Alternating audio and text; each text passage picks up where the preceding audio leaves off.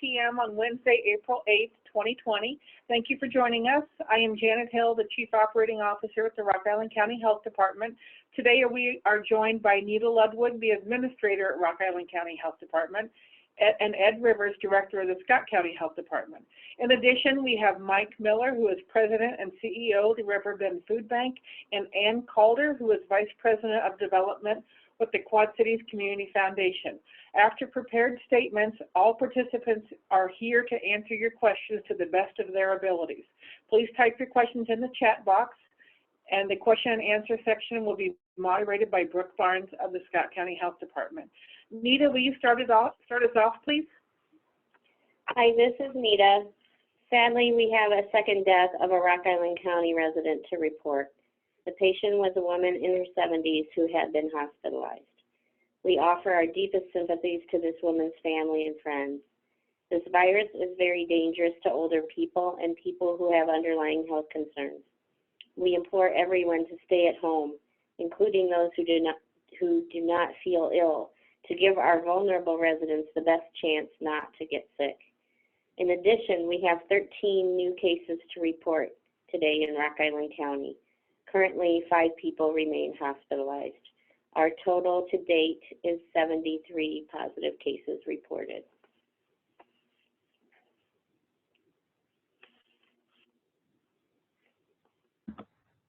Ed, can you give us the totals for Scott County, please? Sure. Today we have 11 new cases for a total of 77. Continuing with the information we gave you yesterday, we have 57 recovered, 9 currently hospitalized, 1 discharged and recovering, 9 never hospitalized, and 1 deceased.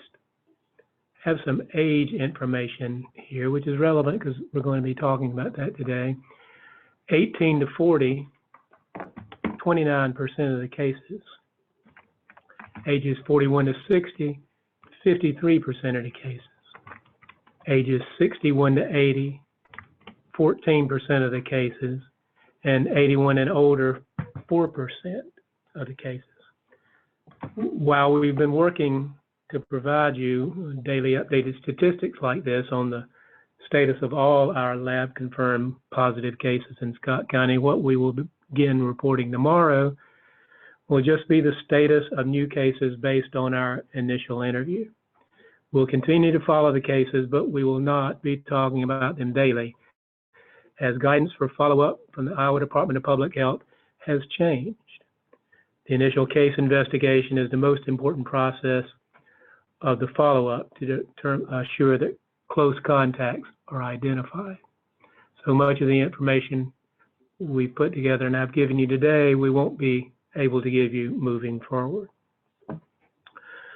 As Nita noted, most of the cases we've been hearing about in the news, whether in Iowa or nationally, often involve older adults and the elderly. However, we believe it's very important to stress that this is not just an illness that older adults are catching. As we noted earlier, 29% of the cases are in the 18 to 40 age range.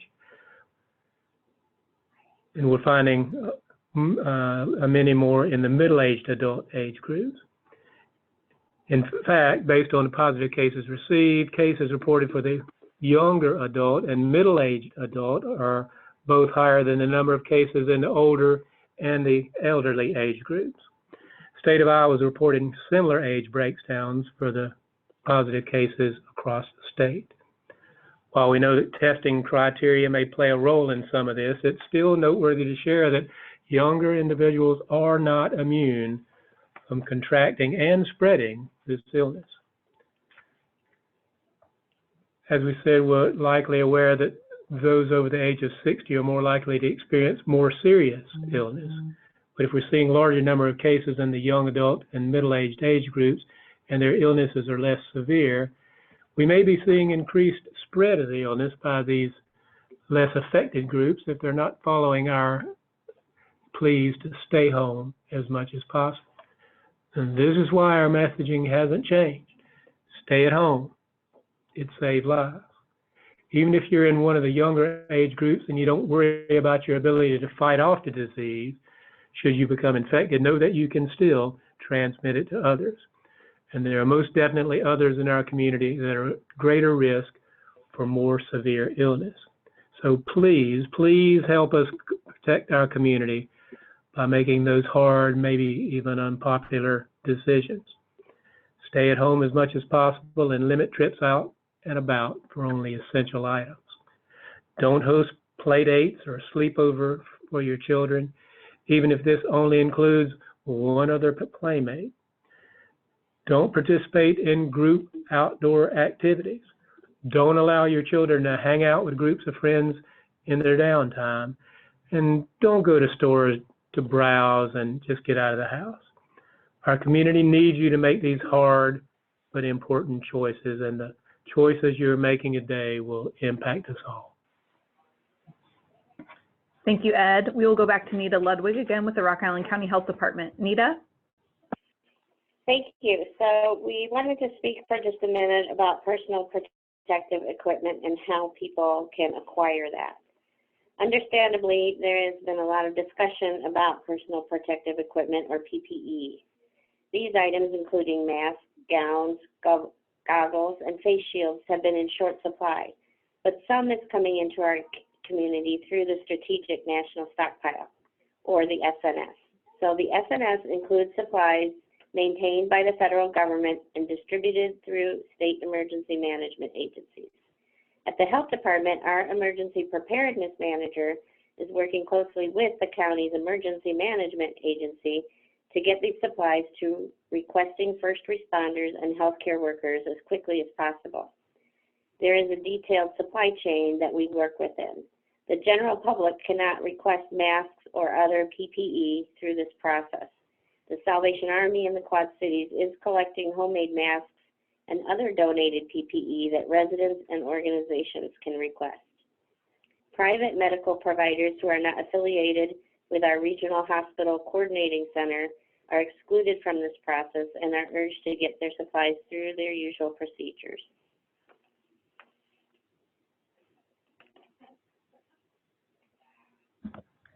Thank you very much, Nita. Next, we'll be hearing from Ann Calder with the Quad Cities Community Foundation. Ann? Thank you.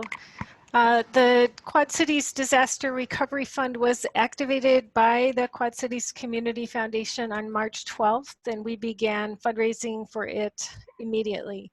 Giving to date, as of yesterday, totaled $908,230 in gifts and commitments to the fund. This does include the more than $123,000 gifted on March 6th and 7th so far through the Unite Quad Cities Giving Day that was promoted by the region's 4 TV stations, our many radio stations, both the newspapers, the Community Foundation, and the United Way of the Quad Cities. We continue to process gifts to the fund, and we will continue doing so well into the future because we know the social and economic needs from this pandemic are both immediate and they're also going to be long-term in nature. To date, disaster grants applied for, so these are the grants that organizations are applying for, the total amount exceeds $2.8 million. The initial $350,000 in grants from the fund were announced and distributed on March 30th. Grant reviewers from the Community Foundation, the United Way of the Quad Cities, and the Regional Development Authority are now reviewing a second round and anticipate an announcement next week. Grants are being awarded on a rolling basis, so as soon as gifts are deposited to the fund and they have enough to base grant decisions on, they're going out immediately. Grants from the fund are being prioritized to nonprofit organizations, schools, or units of government that are, and this is the order, number 1, providing basic needs services to communities already vulnerable before the pandemic or who are disproportionately affected by the pandemic. Number 2, providing any services to those populations. And number 3, experiencing challenges due to following public health recommendations with a focus on those organizations that need support to implement remote work or that are at risk of high staff reductions. 100% of every donation is being granted out, and we'll continue to receive those donations at the Quad Cities Community Foundation. Our address is 852 Middle Road, Suite 100, Bettendorf, Iowa 52722, and you can access us through our website at www.qccommunityfoundation.org. And yes, it was April 6th and 7th that we had that Unite Quad Cities Fund Drive. It's been a very long month already. Thank you very much, Ann. Our last speaker will be Mike Miller with the Riverbend Food Bank. Go ahead, Mike. Good afternoon. This is Mike Miller, President and CEO with Riverbend Food Bank. I'd like to share this afternoon what the food bank and its many partners are doing in response to the COVID-19 crisis. Riverbend Food Bank is committed not only to continuing but expanding charitable food distribution to help even more people now even more in need because of this crisis. There's no truth to any rumor that we're suspending operations, but it has become necessary for us to modify almost everything we do for the safety of all involved. From the inception of this crisis, Riverbend Food Bank developed immediate, moderate, and catastrophic plans for responding. For the record, we are currently somewhere in between intermediate and moderate. The food bank has suspended all unnecessary travel, is avoiding outside meetings, and is strictly limiting access to our facility. Anyone who does not or who does enter is asked 3 screening questions provided by the Department of Health before being admitted, and is required to use hand sanitizer located at all entrances. For everyone's safety, the hundreds of food pantries who used to enter to select individual food items no longer come into our building. Our entire inventory is now available on our online ordering system. Our partner agencies order ahead, pull up to the doors. We set their pallets of food items on the dock, and they load their vehicles without having to enter. Inside the building, we have become fanatic about hand washing, using sanitizer, coughing into our sleeves, not touching our faces, and staying at least 6 feet away from each other at all times. Sick people are staying home, and employees with sick family members are staying home. We recognize that should we have an outbreak at the food bank, that would shut us down, and we are doing everything in our power to keep that day from happening.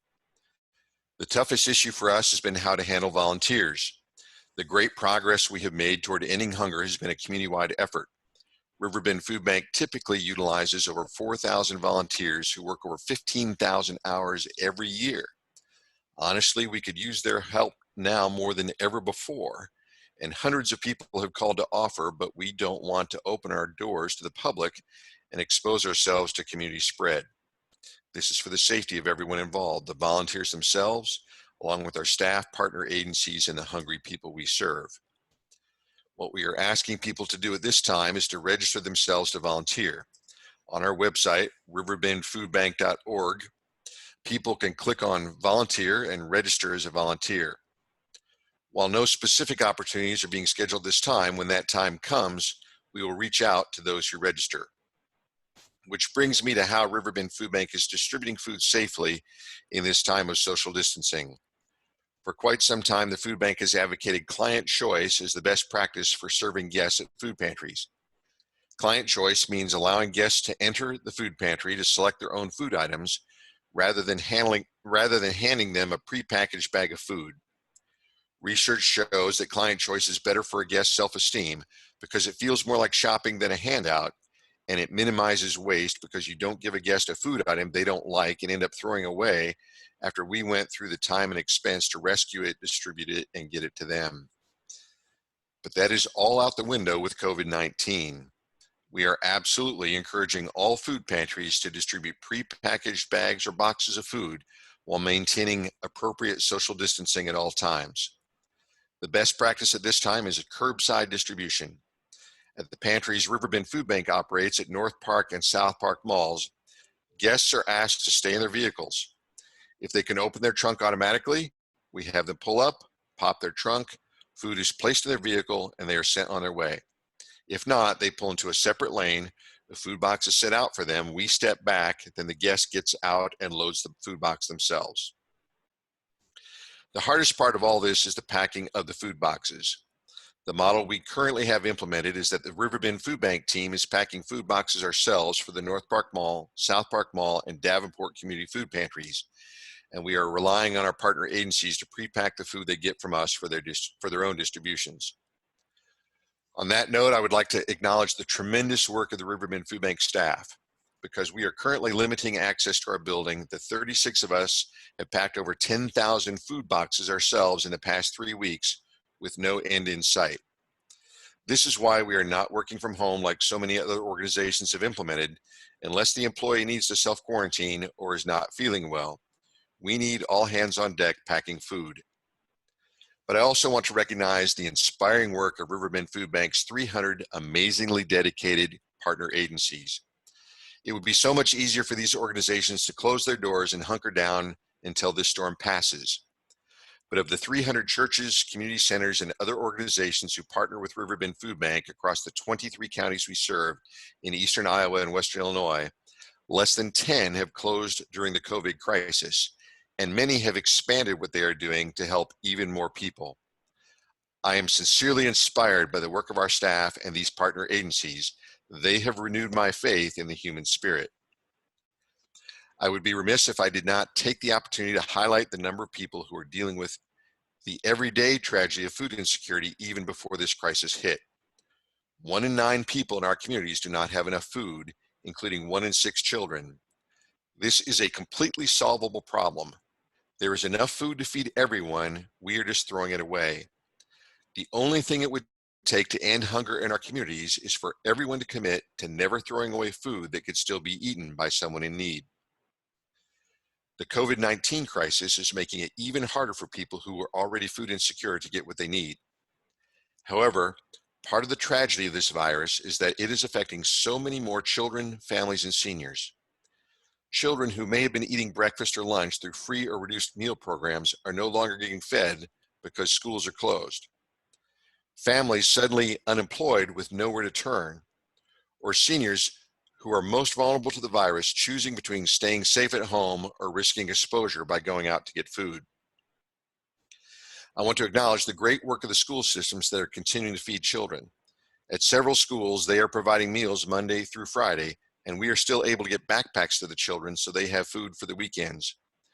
And organizations like Community Action of Eastern Iowa, which is providing home delivery of food boxes to people unable to leave their homes within 48 hours of requesting it. But one of the most heartbreaking experiences I have had during this crisis is speaking with so many people who have never needed help from a food bank or food pantry in their lives, who have no idea where to turn. For these people, I have 3 messages. 1, we are here for you. That's why we exist. If you need food, please do not hesitate for a moment to get the help you need.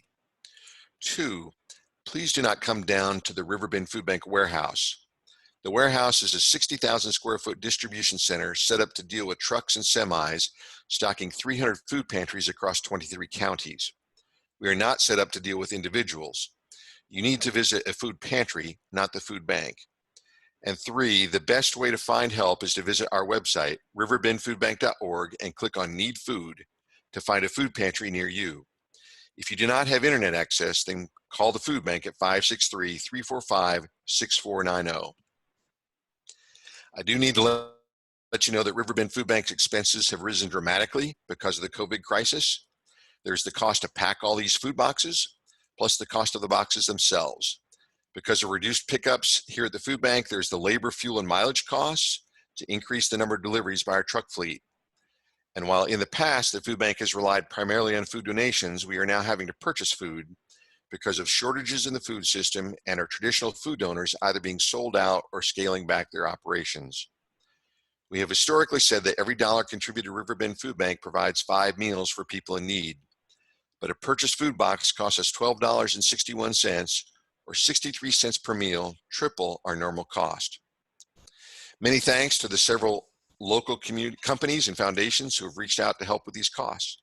But the most helpful thing people could do at this time is to provide unrestricted financial gifts. Donors may again go to our website, riverbendfoodbank.org, and click on Donate. Any help would be very much appreciated. Again, thank you to the Riverbend Food Bank staff for their persistent, though not tireless work. Thank you to our partner agencies for their dedication in helping even more people now even more in need. And thank you to those who are able to help us financially. Ending hunger and beating the coronavirus are community-wide efforts. We have said it for years, but it has never been more true than during this crisis. Together we can solve hunger, and together we can beat this virus.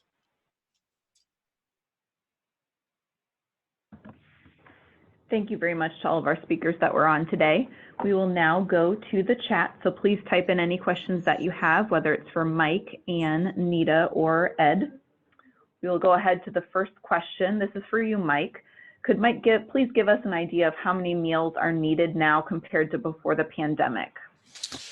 Sure. So we know that in normal times, in the 23 counties served by Riverbend Food Bank in Eastern Iowa, West Illinois, there are about 114,580 people who don't have enough food, and they're missing about 19.5 million meals per year.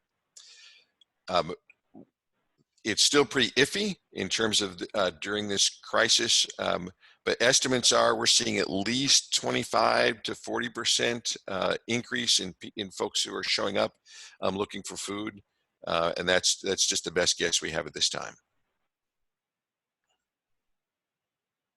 Thank you.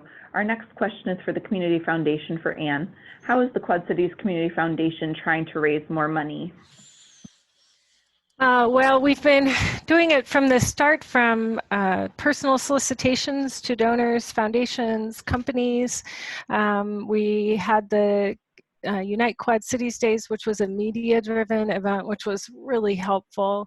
We'll continue to get the word out and continue to make individual asks and try to position ourselves so when people are ready to give, they're aware that that this is an option, one option for them to choose. So we have a multi-channel approach, and we're going to use every single channel.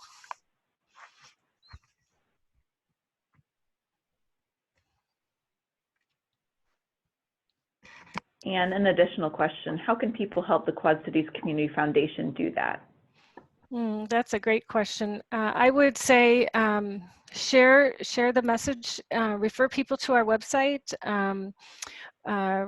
look at the posts, repost the social media postings, because we know that it gets in front of people when it's their time to be able to look at things. When our releases come out about new grants coming out, share those so people can see where that money is going. That's really important, that people be able to see where their money is going. So if you can help us share that word, and then if you or you yourself would like to give, or you know of somebody or some organization, some company that we should be talking to, please give me a call. I would love to chat with any and all of them.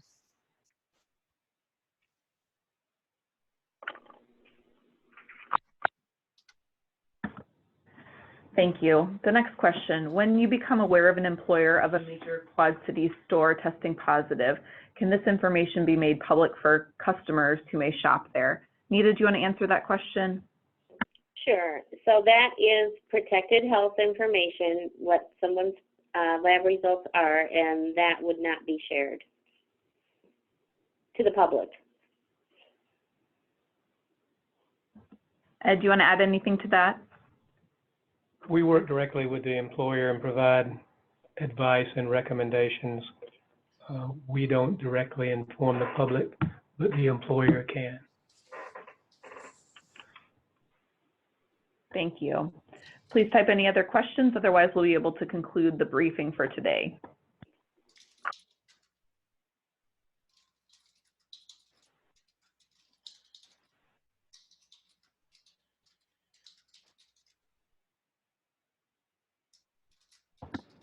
Another question, is it safe to walk and jog on public sidewalks when you are crossing paths with other joggers and walkers going the opposite direction? Ed? Social distancing, keep at least 6 feet between yourself and others. Thank you. Additional question, could you develop a line graph similar to the flatten the curve one to update how we're doing? Nita, do you want to address that, since that was one of the things that was provided early on in our response? Sure. At the local level, we will not know about flattening the curve for several weeks yet. There are some models and guides out there in the on the internet the University of Washington has a really good one that I think even Dr. Fauci and others on the national news have been sharing. So I can share that link out with everyone.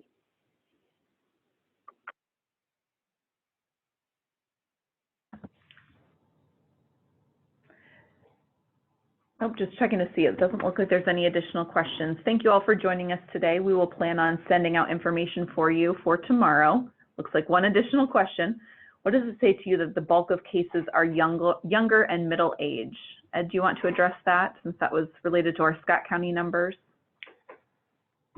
What we fear is that young people are not paying as much attention to social distancing as others are.